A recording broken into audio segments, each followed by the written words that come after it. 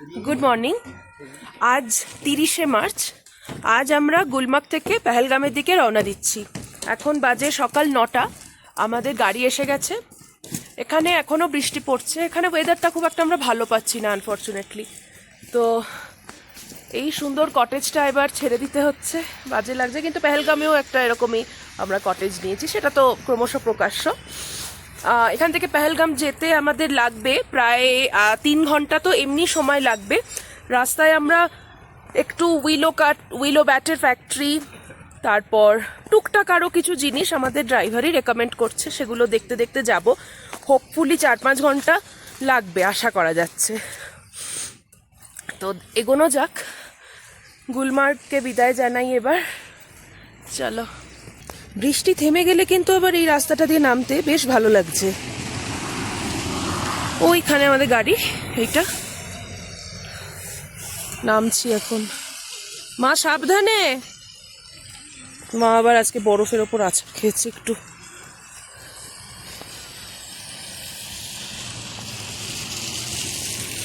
শেষবারের মতো দেখে নি বরফে ঢাকা গুলমার্গ।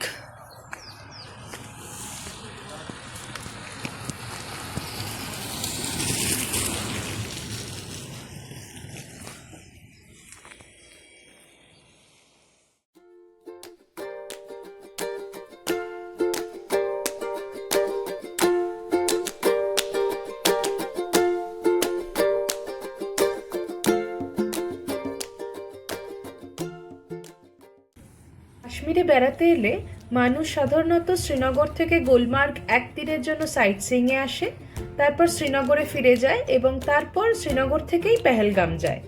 কিন্তু আমরা তা করিনি। আমরা গুলমার্গে এক রাত স্টে করেছিলাম।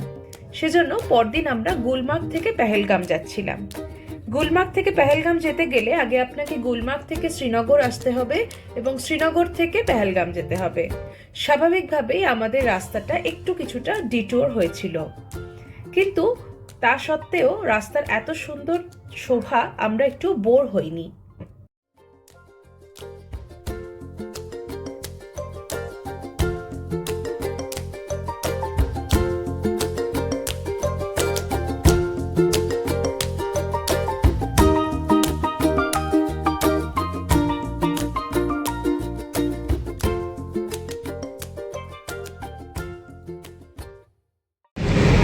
পেহেলগাম যাওয়ার রাস্তায় আমাদের ড্রাইভার দাদা দাঁড় করালেন নিউ পার্সিয়ান আর্টস ফ্যাক্টরি বলে এই দোকানটায়। উনি বললেন এখানে আমরা বেশ ঠিকঠাক প্রাইসে নানা রকম সুভেনির, শল, স্যুটস, কাশ্মীরি টপস সব কিছু পাবো। তো মা ভেতরে ঢুকেছে অলরেডি, একটু চলো দেখা যাক।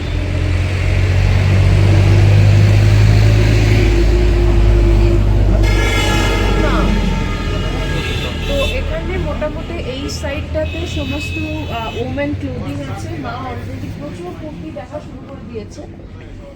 এটা পছন্দ হলো? এটা নাও, এটা নাও, এটা নাও, এটা খুব সুন্দর, এটা সুন্দর, এটা সুন্দর। এখানে ওরা আমাদের কাওয়া দিয়েছে, কাওয়া খাচ্ছি। আর এদিকটা তো পুরো ক্লোদিং, এখানে সব স্যুটস, হ্যাঁ সালোয়ার, ওইদিকে লেডিস ব্যাগস আছে, ব্যাগগুলো খুব সুন্দর। এটা क्या प्राइस है ये बैग का? ये वाला 1200। আচ্ছা আচ্ছা, ওই দিকটায় যেরকম ক্লোদিং আছে, এই দিকটায় ব্যাগস, এই ছোট ছোট কাশ্মীরি সুভেনিরগুলো, এগুলো নর্মালি গিফট আইটেমস, এগুলোর জন্য নেওয়া যেতে পারে। প্লাস কাশ্মীরি ম্যাগনেটস আছে এখানে, এই শিকারাগুলো আছে, শিকারাগুলো খুব সুন্দর। আর জুয়েলারি বক্স, অনেক কিছু আছে এখানে। এখানে ইয়ে আছে, টুকটাক জুয়েলারি আছে। বেশ ভালো দোকানটা। এবার দেখা যাক মা কি কেনাকাটা করে। আমার সেরকম খুব একটা কিছু কেনাকাটা করার নেই, মাই ডাকছে। কেনাকাটা হলো? কেনাকাটা করে বাবার হাতে ব্যাগ ধরিয়ে আমরা এখান থেকে বেরোচ্ছি এন রুট টু পেহেলগাম।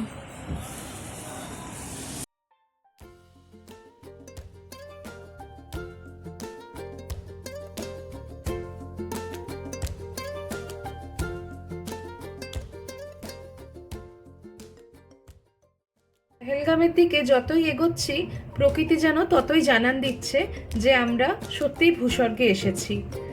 কি সুন্দর রাস্তার ধারে এরম আদিগন্ত বিস্তৃত সর্ষের ক্ষেত। আমরা এটা দেখে পুরো মনে হলো যেন সবুজ গালিচা পাতা। শ্রীনগর থেকে পেহেলগামের দূরত্ব প্রায় 91 কিলোমিটার এবং এই পুরো রাস্তাটাই প্রায় আমাদের এই সুন্দর নিসর্গ মন ভরিয়ে রেখেছিল। এই জায়গাটায় পর পর কেশরের দোকান, কেশর আর ড্রাই ফ্রুটস। আমাদের দাদা বললেন যে এখানে আশেপাশে কেশরের ক্ষেত আছে, কেশর তৈরি হয়। যদি বৃষ্টিটা একটু কম থাকতো তাহলে নামা যেত, একটু দেখা যেত, কিন্তু এমন বৃষ্টি আমি ইনফ্যাক্ট জানলার কাঁচ নামিয়েও ভিডিওটা করতে পারছি না, ঝেঁপে বৃষ্টি পড়ছে বাইরে, এই জন্য একটু আবসা হচ্ছে, কিন্তু ভেতর থেকেই নিচ্ছি।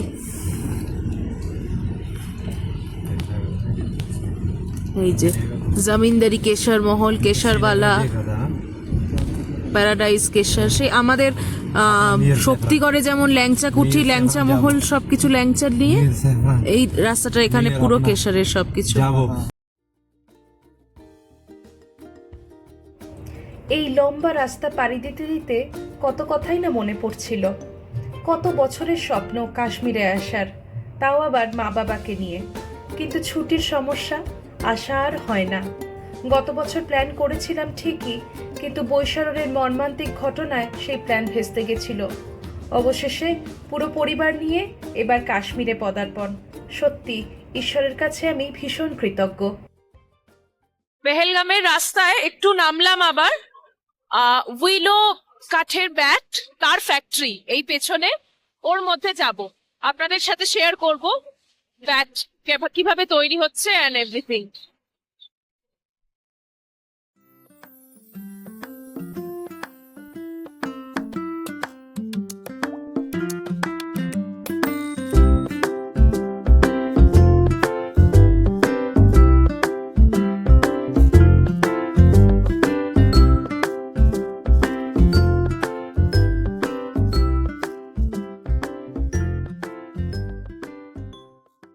ভাই কিভাবে হচ্ছে প্রসেসটা বলো একটু। তো প্রথমে এখানে কাঠ বাছাই হচ্ছে, একটু জোরে বলো। এখানে কাঠ বাছাই হচ্ছে।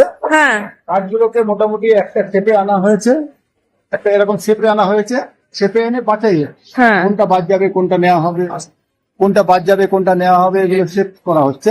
এগুলো এবার এখান থেকে গাড়ি করে চলে যাচ্ছে ওই ফ্যাক্টরির ভেতরে। কোথায়? এই ফ্যাক্টরিটার এই মধ্যে? ফ্যাক্টরির ভেতরে ওখানে হ্যান্ডেল আছে, ব্যাটের হ্যান্ডেল আলাদা, ঠিক আছে, এইগুলো হ্যান্ডেল। হ্যান্ডেল ওটা ব্যাট। এবার ভেতরে গিয়ে কাটিং হচ্ছে, এর ভেতরে কাটিং হচ্ছে।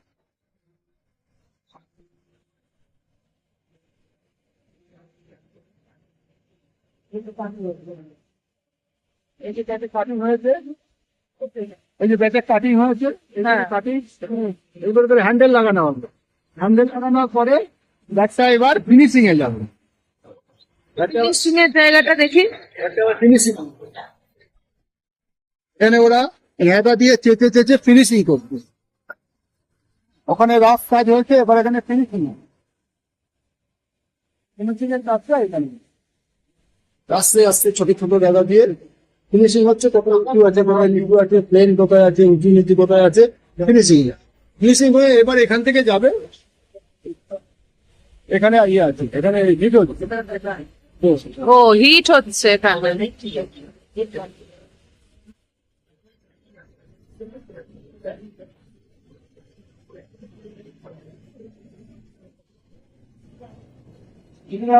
একদম প্লেন প্লেন করার কাজ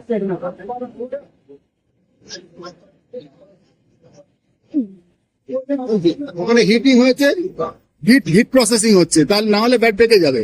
কাটা কাঁচা কাটলো ব্যাট ব্যাট বেঁকে যাবে। হিটিং প্রসেস হচ্ছে, হিটিং প্রসেস কমপ্লিট হয়ে এই যে এখানে রেখে দিয়েছে শুকানোর জন্য। হিটিং প্রসেস হয়ে গেলে ব্যাট আর বেঁকবে না।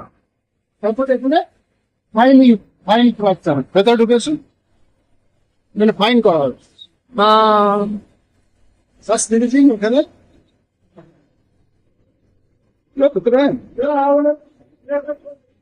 ঘষে ঘষে ঘষে ঘষে ঘষে এখানে ইয়ে দিয়ে ঘষে কাগজ দিয়ে ঘষে এখানে ফিনিশিং করে দেওয়া হবে। ঠিক আছে, ফিনিশিং করার পরে তারপরে ও এখানে কালার হচ্ছে আর ওই ইয়েটা লাগানো হচ্ছে, রাবার কালার হবে। রাবারটা এখানে লাগানো হচ্ছে, প্লাস এখানে আরো আরো ফাইন পলিশ হচ্ছে।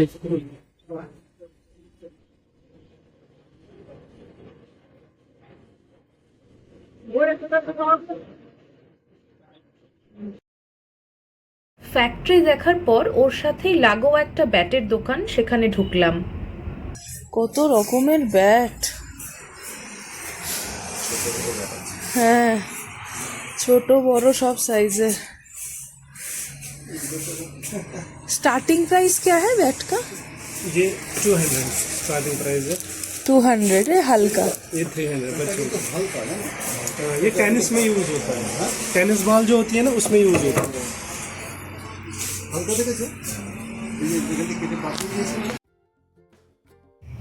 ব্যাট ফ্যাক্টরি দেখে আবার আমাদের যাত্রা শুরু পেহেলগামের দিকে।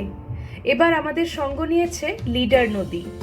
লিডার নদী আমাদের সঙ্গে যত এগোবে পেহেলগামের দিকে ততই এটি বিস্তৃত হবে। এই নদী বলে দিচ্ছে আমরা কিন্তু পেহেলগাম থেকে আর খুব বেশি দূরে নেই, সুতরাং আরও এগিয়ে যাওয়া যাক। এখন অনন্তনাগের ওপর দিয়ে যাচ্ছি, পেহেলগাম আর প্রায় 1 ঘন্টা মতো সময় লাগবে।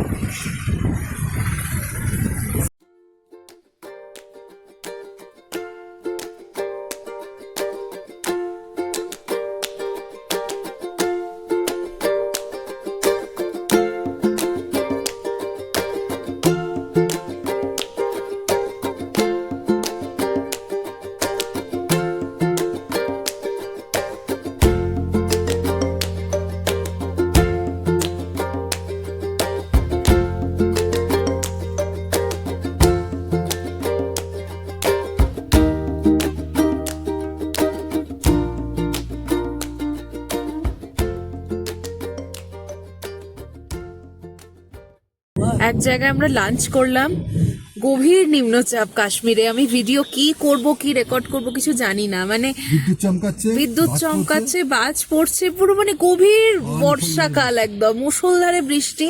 হ্যাঁ, গাড়ি থেকে নেমে রেস্টুরেন্ট অবধি যেতে পুরো ভিজে যাচ্ছি। মানে বেড়ানো তো দূরের কথা, সাইট সিইং দূরের কথা, ঠিকঠাক পৌঁছতে পারলে শান্তি। কি যে একটা ওয়েদার পেলাম না, মানে একদম ডিপ্রেসড লাগছে, কি বলবো। যাই হোক,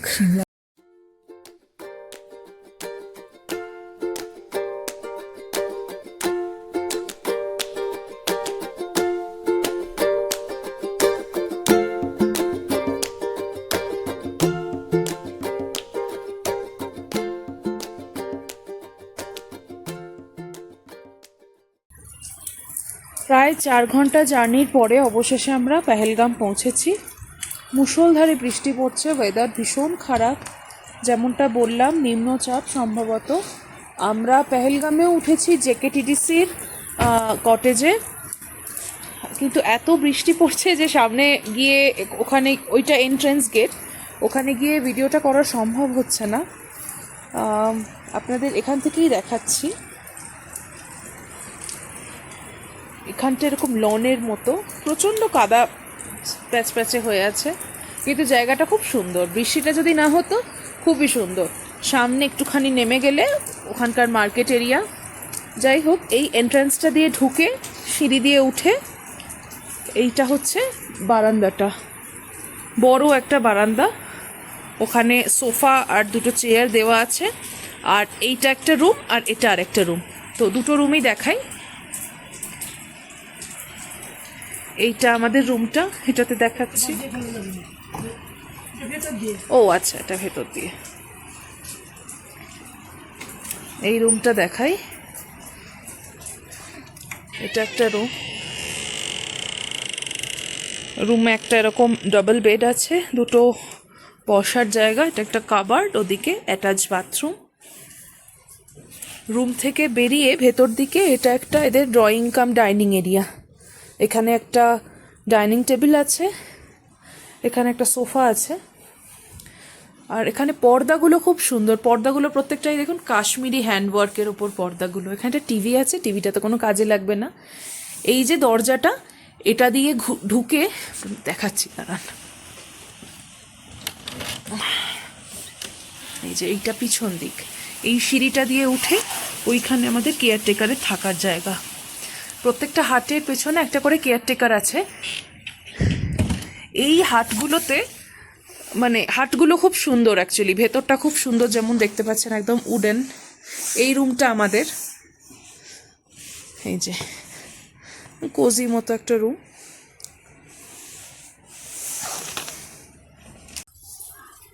আচ্ছা, যেটা বলছিলাম, এখানে থাকার ব্যবস্থা মোটামুটি ভালো, মানে কটেজটা খুব সুন্দর, রুমগুলোও খুব ভালো, কিন্তু মুশকিলটা হচ্ছে এখানে খাবার কোনো অ্যারেঞ্জমেন্ট নেই। আমি যখন বুকিং করেছিলাম ওখানে এরকম কিছু লেখা ছিল না, বা স্টেইংয়ের সাথে যে ব্রেকফাস্ট বা ডিনারের অপশানও অনেক সময় সিলেক্ট করা যায়, সেসবও কিছু করা যায়নি।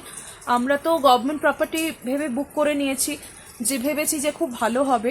প্রপার্টিটা খুবই সুন্দর ইটসেলফ, কিন্তু খাবারের কোনো ব্যবস্থা নেই। কেয়ারটেকারকে বললে সে কিছু এনে দিতে পারে, অথবা তাকে টাকা দিলে সে রান্না করে দিতে পারে, কিন্তু এমন বৃষ্টি হচ্ছে, এমন নিম্নচাপ এখানে, তাকে যে কি বলবো, কি আনিয়ে দেবে কিছু জানি না। সেজন্য আমার হাজব্যান্ড আর বাবা একটু বেরোলো, বেরিয়ে ওরা গাড়িটা নিয়েই বেরিয়েছে।